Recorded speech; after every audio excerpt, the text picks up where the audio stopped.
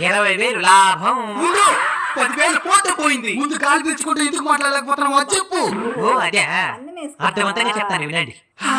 మనం మాట్లాడాలంటే vocal cords, స్వరతంతులు vibrate అవ్వాలి. అది కేవలం గాలి వదులుతున్నప్పుడు మాత్రమే వైబ్రేట్ అవుతుంది.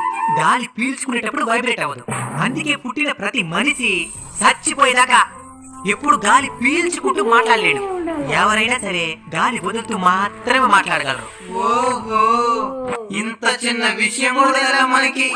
ఆడియన్స్, మీరు కూడా గాలి పీల్చుకుంటూ మాట్లాడే ప్రయత్నం చేశారు కదా. ఓకే, ఈ వీడియోలో ఏదో ఒక కొత్త విషయం తెలుసుకున్నామనే సాటిస్ఫాక్షన్ మీకు కలిగి ఉంటే ఈ వీడియోని తప్పకుండా లైక్ చేసి మీ అభిప్రాయాన్ని కామెంట్ చేయండి.